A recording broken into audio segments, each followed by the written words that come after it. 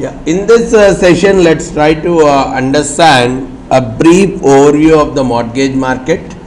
So, as a part of this session, my focus primarily would be dealing with the key terms in the mortgage market, or we would also go ahead understanding what characteristics differentiate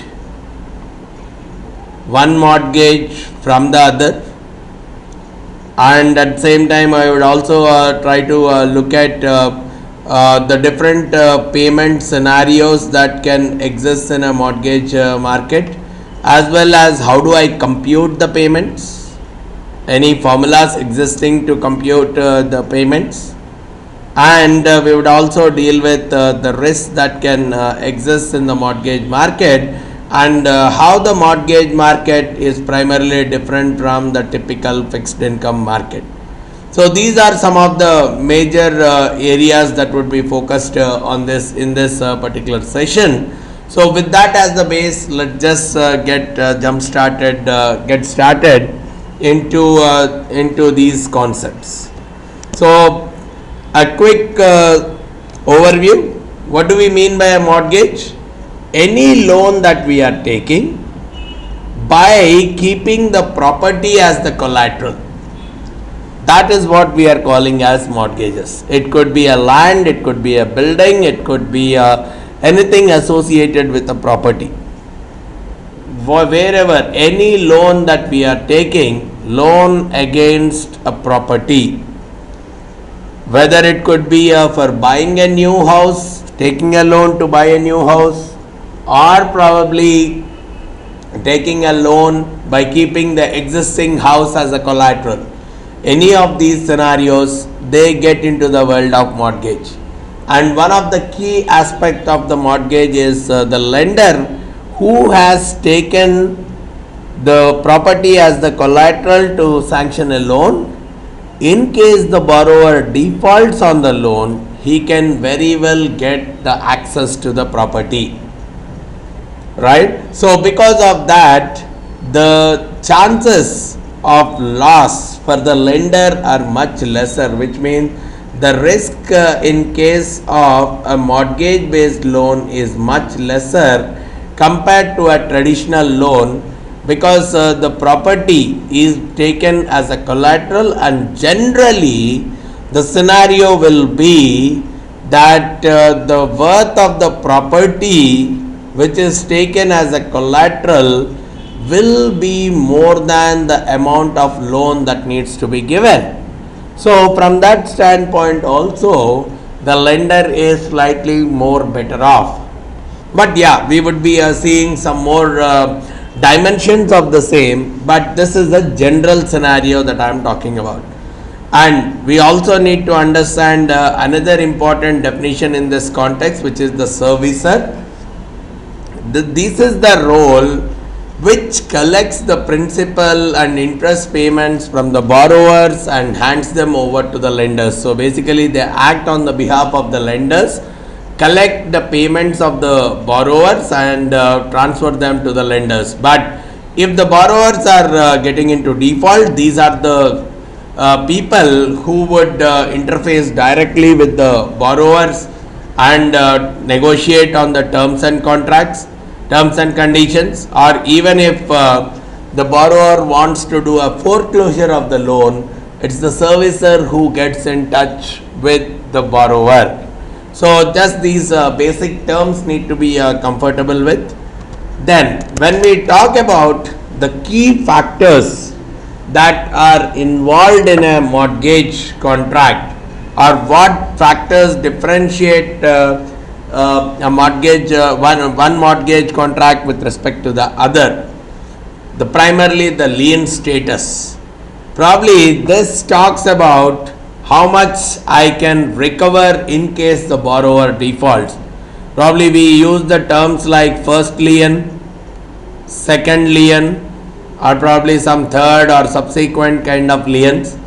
If I am a first lien, in case my borrower is defaulting, I would have the first claim I would have the first claim on the property of the borrower in case the borrower defaults, which means my chances of recovery in case the borrower defaults, the recovery chances are very, very high in case I have a first lien on the property. But if I have the second or the subsequent liens, then probably the chances of recovery will actually go down, which means the chances of loss are slightly higher for me. So the lien status, when I am taking the property as a collateral, the lien status has to be understood, which could change the risk levels that are involved with the mortgage. Similarly, we also would be examining the term of the loan. Generally, we call long term and short term or medium term kind of terms.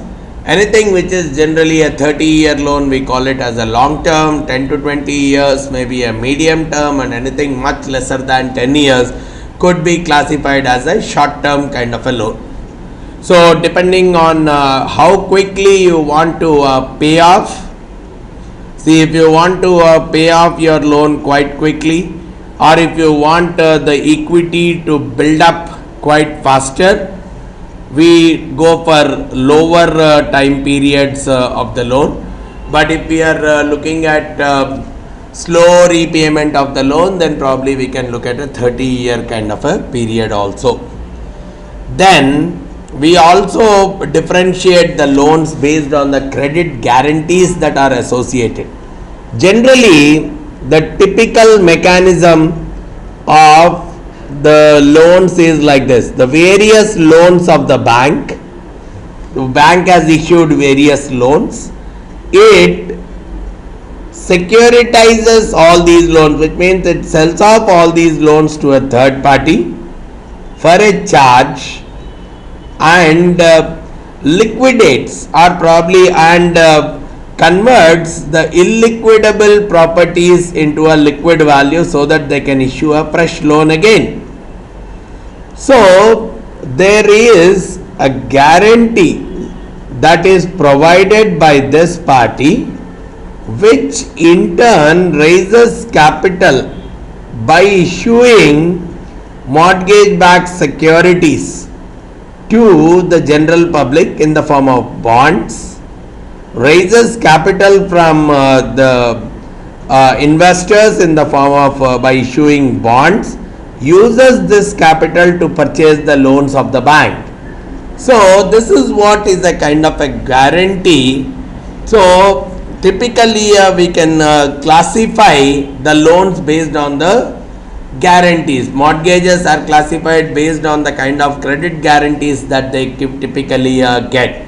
We can classify them as government loans, where these loans can be guaranteed by government agencies like Ginnie Mae, or we talk about conventional loans, where these loans are securitized by the government sponsored enterprises like Fannie Mae or Freddie Mac, or probably we have to classify them as private label transactions, wherein these loans are securitized by private entities itself. Even the government sanctioned entities may not be able to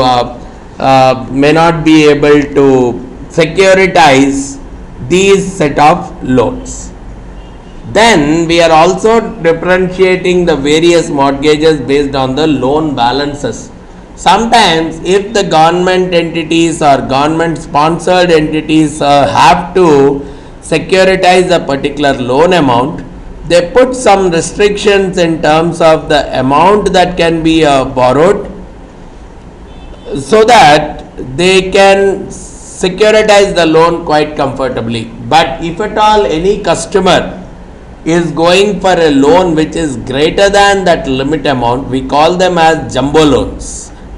The jumbo loans have to be securitized through the private label transaction mode itself, and these limits also can very well be changed from period to period because of the interest rates changing, or probably the standard of living of the people is changing, or real estate market is either booming or falling.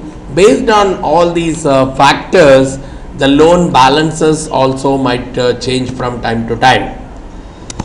Then another important factor that differentiates from loans to loan, differentiate between the loan, is the credit classification factor.